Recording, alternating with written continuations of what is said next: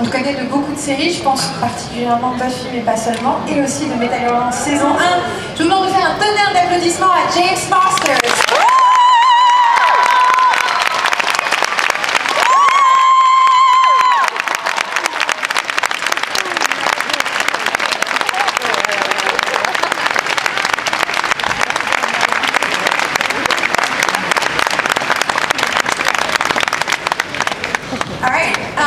Alors je vais commencer par quelques petites questions pour nous mettre en jambes et pour qu'on se remette de nos émotions.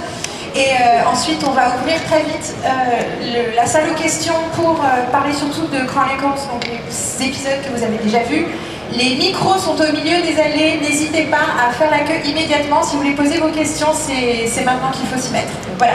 So I'm going to start with a couple of questions for everyone just to get them. Je sais pas si je peux aller poser une And question. then we'll ask these guys what they want to know. I'm going to start Mais with you. particulièrement à propos des Qu'est-ce que tu peux nous dire sur comment tu t'es retrouvé à faire Chronicles, comment tu es arrivé à faire Chronicles, surtout de façon aussi internationale et remarquable? Oui, je sais pas ce que je vais dire. Non, attends.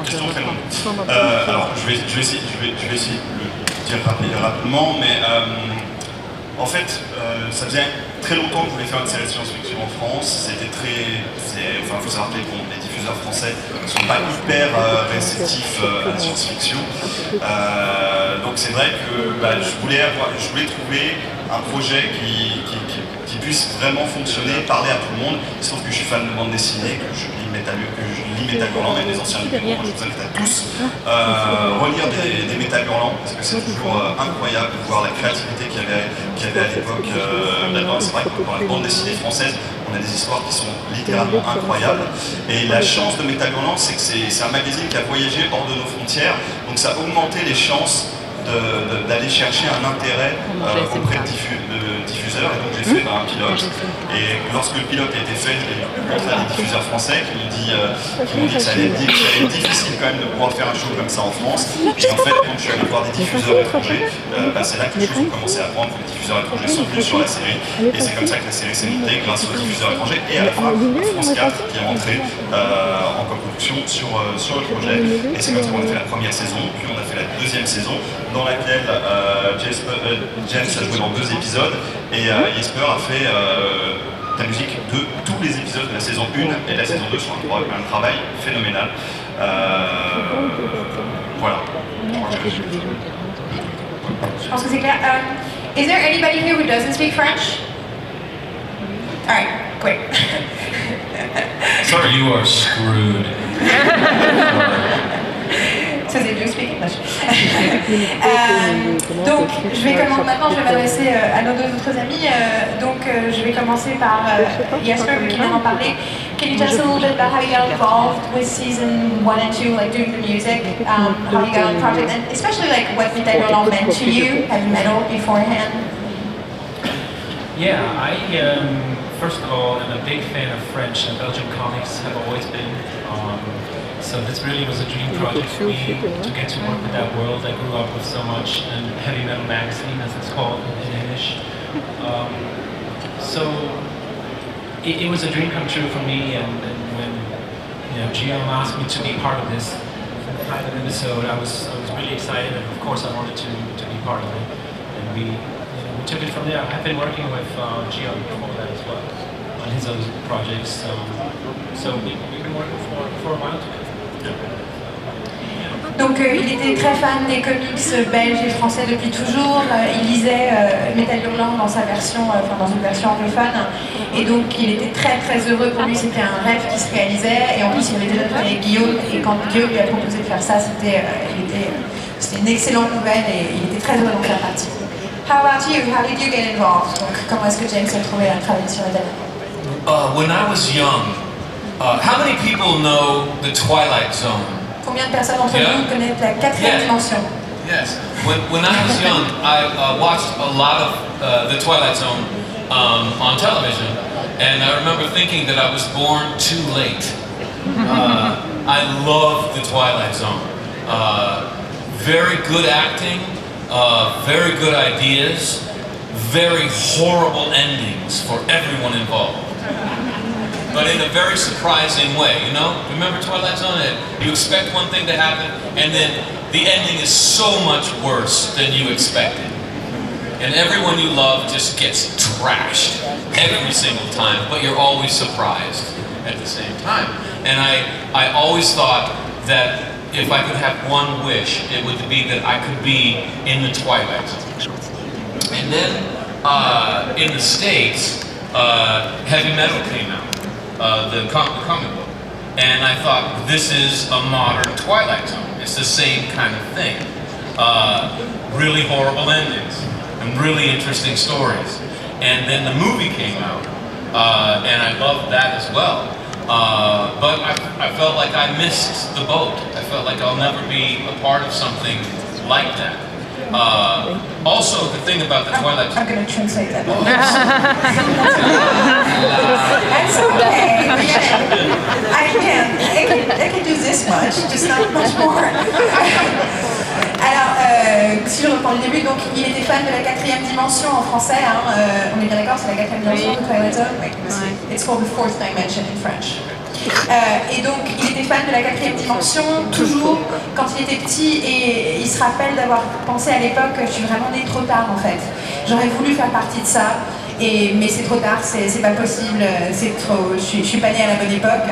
Et ensuite, il a découvert les comics de Heavy Metal, et donc la version anglophone de Métal Hurlant. Et dans les deux, ce qu'il dit, ce qu'il adorait, c'était que les histoires étaient très torturées, et surtout se terminaient de façon horrible, mais jamais comme on l'attendait. C'est-à-dire que c'était une fin horrible, mais pas la fin qu'on imaginait, et il trouvait ça génial. Et Métal Hurlant faisait exactement la même chose, et en même temps, il se disait oui, mais moi, je vais jamais réussir. Si j'avais un vœu, ce serait d'en faire partie, mais j'ai jamais eu l'occasion et j'aurais pas l'occasion. Very good. Thank you. So, let's do this. I'll say a little bit, and then you. Okay? So, I'm bad. Je vais pas très bien. Another thing I liked about the 4th dimension, Twilight Zone, was the half-hour format. A whole story in 20 minutes.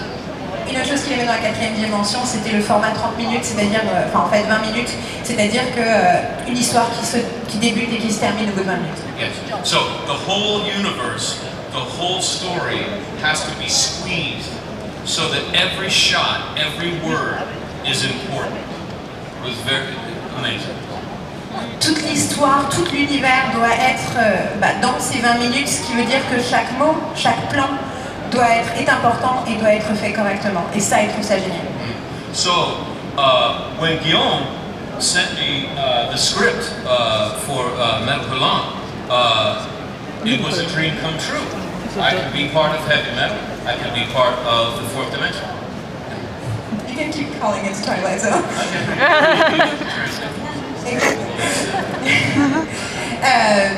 Petit point de détail de traduction.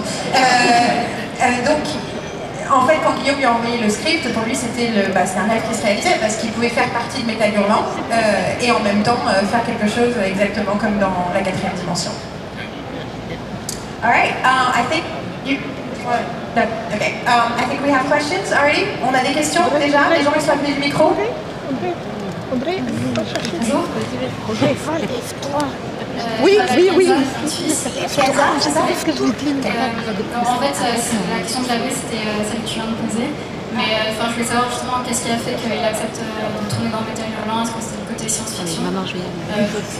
Est-ce qu'on peut nous donner comme conséquence de tournage de séries comme Buffy, Smallville et une série comme Métal Hurlant? So she was actually going to ask the questions I just asked. So she was like, oh, so you sort of answered that. But she was then curious about the difference, and that's actually something I'm very curious about as well. It's like what it's like to suddenly be, well, you've done Torchwood, you've done stuff in England, but like in Europe, you know, where they don't speak English.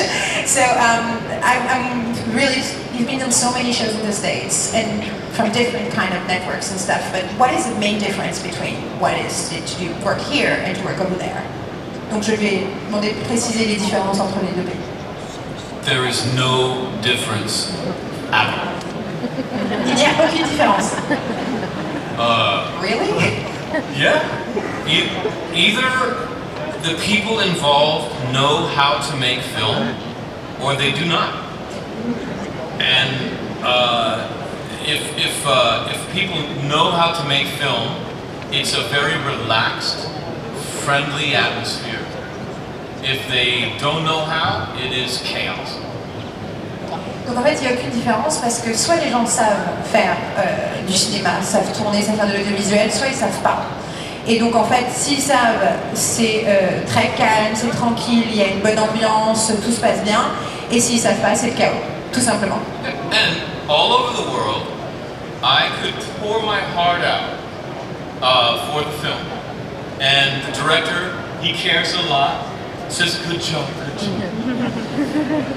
But the rest of the crew, they don't care at all.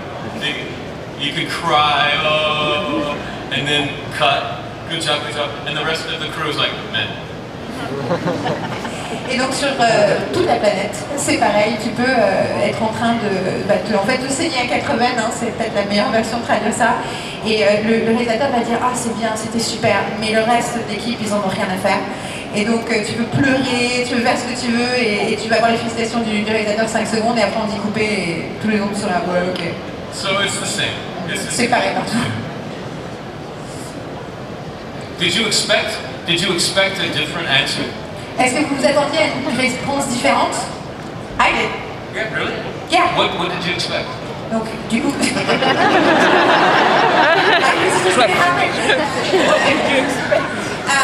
donc je lui ai dit que moi je m'attendais à une autre réponse et donc il me demande ce que c'est, donc je vais lui dire qui est en gros le fait que le processus créatif et industriel est tellement différent que je pensais que ça donnerait quelque chose de différent sur le plateau. Basically, the creative and especially the industrial process of television. I mean, Hollywood is a factory town, and now Vancouver is a factory town, and we're not like that here. I mean, so everybody who works on films and TV works a little differently because you feel like, you know, like you're a plumber in Paris, but you're a camera guy in LA just because that's what people do. So I expected this to be very different because, you know, from what I've heard about sets. But maybe on the set it's not, but it's very different background. In normal, on the street, Paris, France, very different from Los Angeles, you know? Dans la rue, on est très différent de Los Angeles. But, on the set, like, we're artists, so we're not normal at all, right?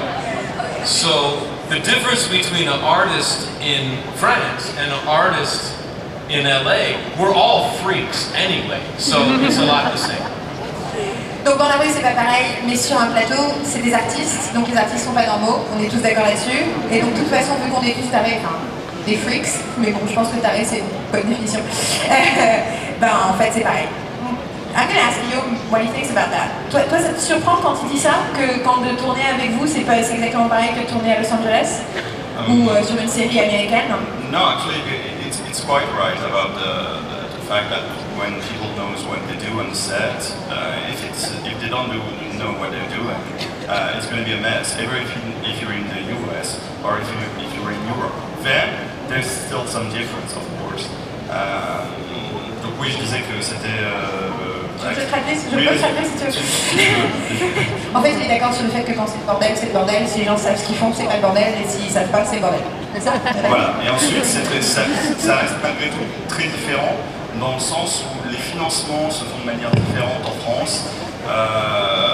Aux États-Unis, une chaîne est capable de produire un show entièrement en étant déficitaire sur les États-Unis en prenant un vrai risque.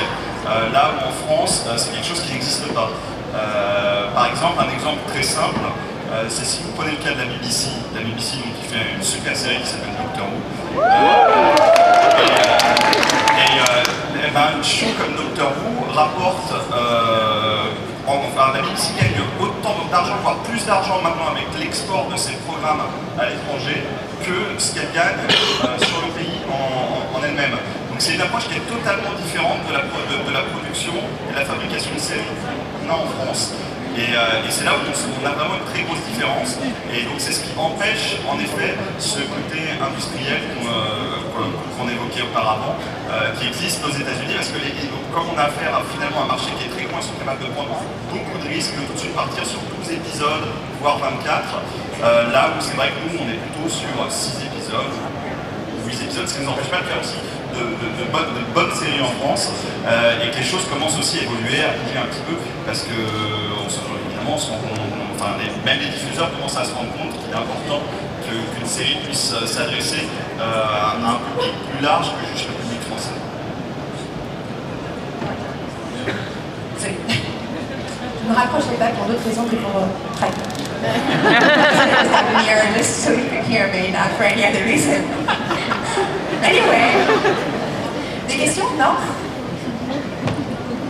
Hello, sorry, I'm going to be the honoring girl of the day, but I just wanted to tell you, James, that I love you.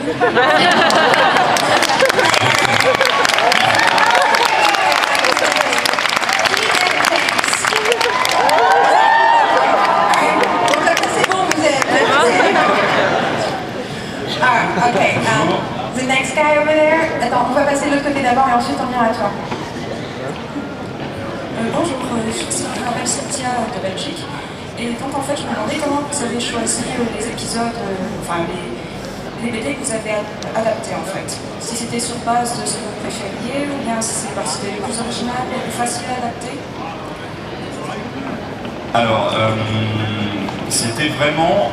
la manière dont ça fonctionnait, c'est-à-dire que par saison, il y avait vraiment entre 3 et 4 histoires qui étaient vraiment toutes les histoires que je préférais.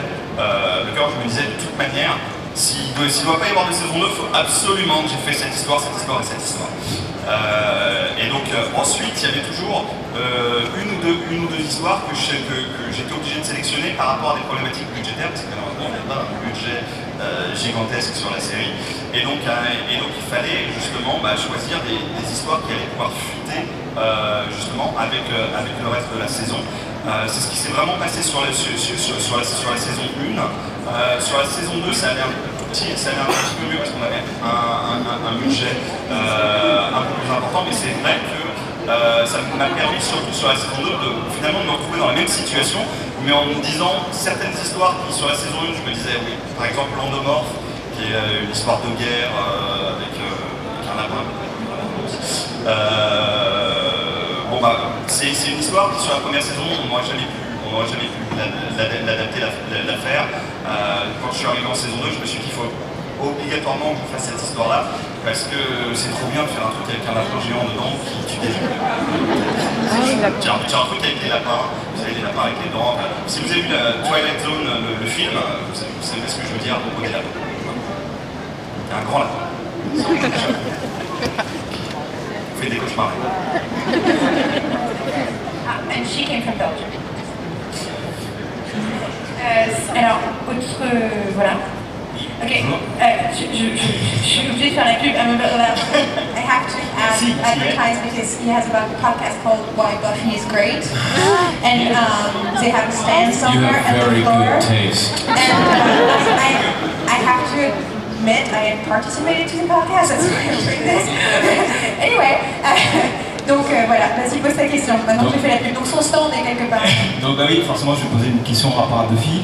Beaucoup de gens qui sont là connaissent James pour son rôle qu'il a eu dans Buffy, l'impact énorme que ça a eu sur la série et sûrement sur sa carrière. Donc j'aurais deux petites questions.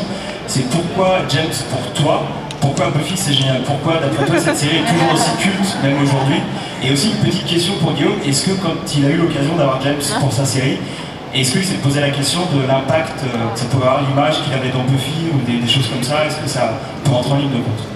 Alright, so there's two questions, one for you, one for Guillaume about Buffy, because, you know, he has a shirt. Why is Buffy great? In French. So, well, he wants to know why you think Buffy's great.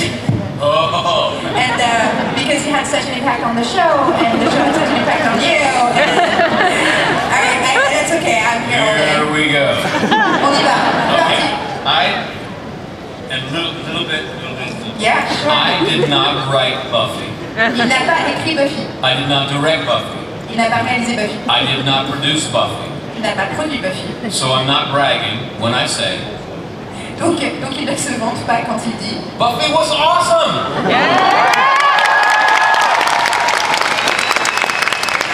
Buffy c'était génial. I did for Joss Whedon what I do for Guillaume. which is I stand on tape and I do what he tells me. Il faisait pour Joss Whedon ce qu'il fait pour Guillaume, c'est-à-dire qu'en gros, il est assis devant son marqueur et il dit ce qu'on lui dit de faire. No. Il fait ce qu'on lui dit de faire. The reason that I think that Buffy is great, so many.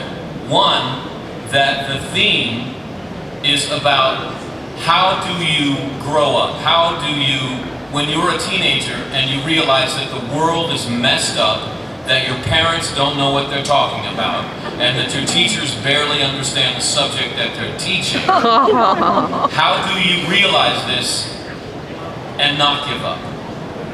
How do you get through teenage years into adulthood and remain a force of good in the world?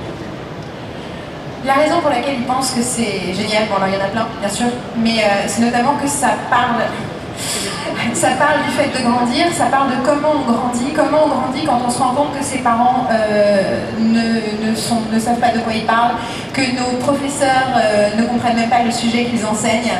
Comment est-ce qu'on arrive à grandir sans abandonner, sans lâcher l'affaire? Comment est-ce qu'on arrive à grandir en restant une force positive dans le monde? In English literature, other writers that talk about this would be Shakespeare. He did it in Hamlet. Salinger did it in Catcher in the Rye. So it's a very good theme. Donc en littérature anglophone, c'est d'autres auteurs qui ont parlé de ça. Il y a Shakespeare notamment dans Hamlet. Il y a aussi Salinger dans L'Attrape-Cœur. The second thing is that it is a subversive show. When we are children, we are told lies that we don't know that we're being told these lies. These lies include violence works, you can buy your self-identity, old people are boring. And Buffy took after the lie that women cannot defend themselves.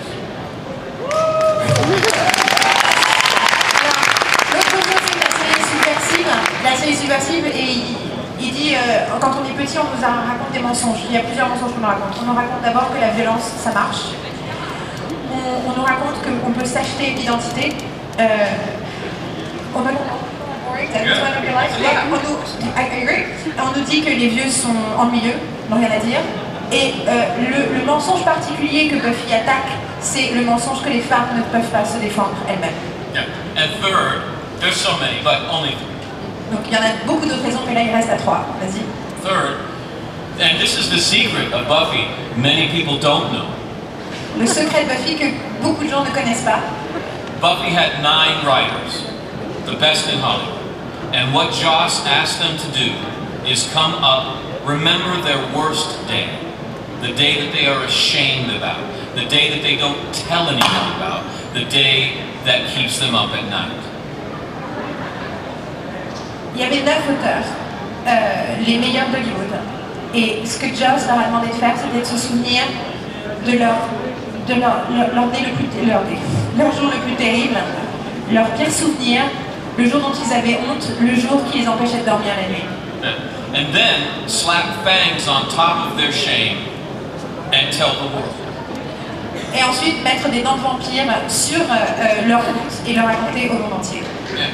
So it's very brave every week, and I saw these writers do this every week and come to the set afraid that we knew what they were talking about. Donc c'est très courageux et c'était chaque semaine ils voyaient ces auteurs le faire et venir sur le tournage avec la peur dans le ventre qu'on allait comprendre de quoi ils étaient vraiment en train de parler. Yeah. But they never gave up, and they remained strong the whole time. Mais ils n'ont jamais abandonné, ils sont restés forts et ils ont tenu la ligne tout au long de la série.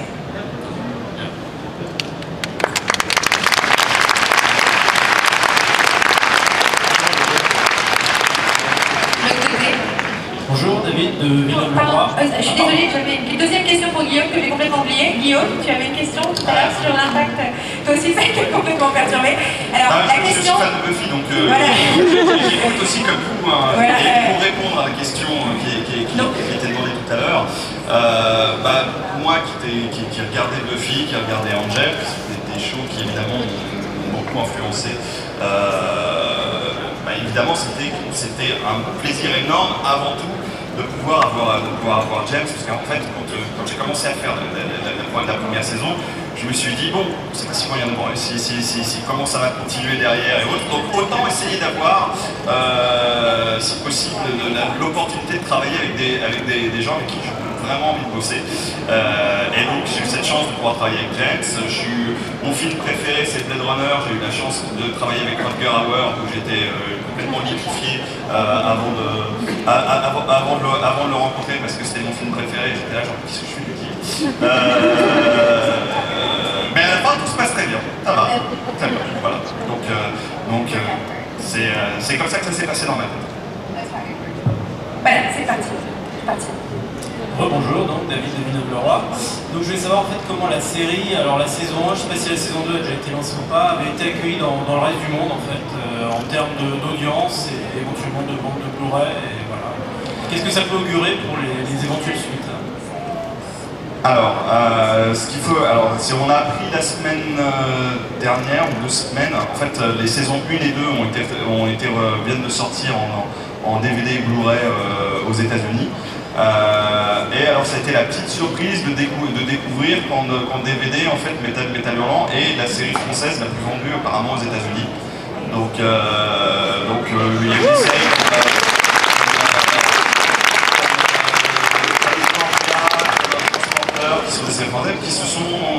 qui sont des séries Métal Hurlant, on était en général entre 1,2 million et 1,5 million d'euros de budget par saison.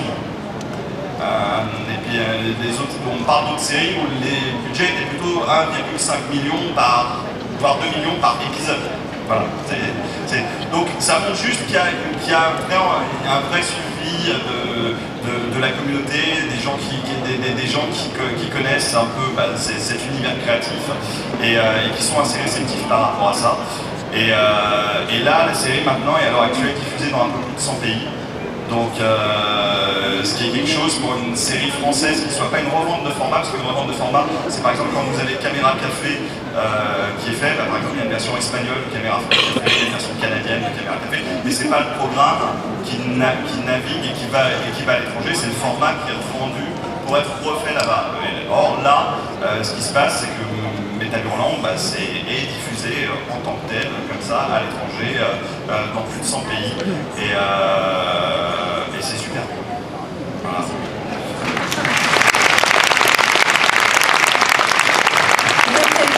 Impressionné aussi d'entendre les chiffres. You said you guys were also very impressed hearing the numbers. Donc de l'autre côté, question? Yeah, hi. So most of my questions about Métal Hurlant already have been answered. So James, about Ghost of the Robot, do you plan on going to Europe? Alors, elle dit que la plupart de ces questions sur Métal Hurlant ont déjà été répondues, du coup elle se permet de poser une question à James sur est-ce que son groupe Ghost of the Robot va venir jouer en Europe. We have been last summer Marseille, Barcelona, Rome. Summer before that was France, Berlin, London and Edinburgh. Donc l'été dernier, c'était... When you say last summer, you mean 2015 or 2014? Ok. Donc juste l'été qui vient de se passer, ils étaient à Marseille, ils étaient à Barcelone et ils étaient à Rome. Et l'année d'avant, ils ont fait Paris, Berlin, Londres et Édimbourg. Donc ils sont venus. Hein? Ah, she's Belgian. And the next summer, we're gonna Try not. no, they can't. You're gonna try not. The U.S. fans are going to kill us if we don't play U.S. dates next year. So sorry.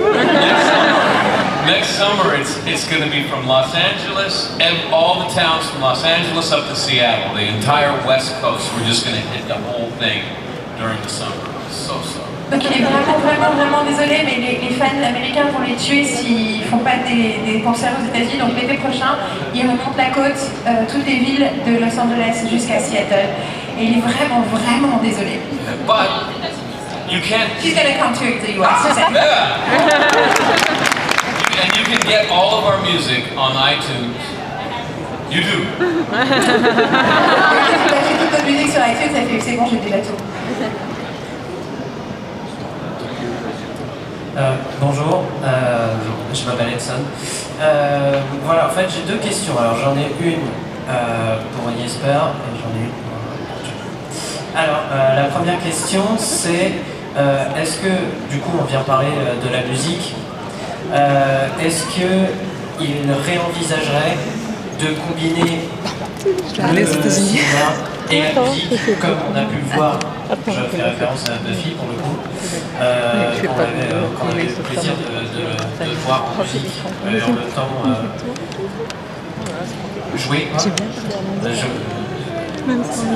C'est une question pour Jesper ou c'est une question pour qui celle-là Pour James. Ah d'accord, ok, je comprends mieux, parce que j'étais là à Jesper et non, mais pas Jesper.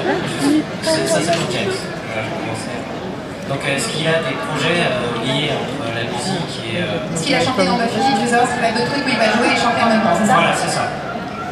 Alright, so he was wondering, since you sang in the Buffy musical, he was wondering if you had any upcoming projects where you would also use your musical talents as well as being an actor at the same time.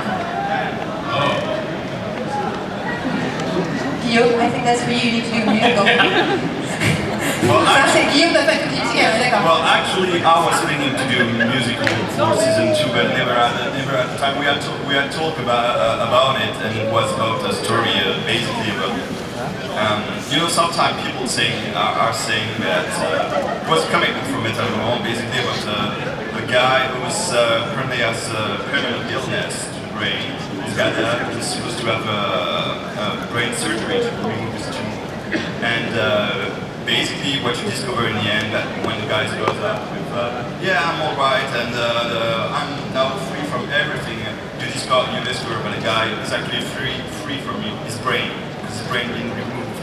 And the way I wanted to do that in the form of a TV episode was basically having a guy who's in a world where everyone is singing, and he will not be able to sing.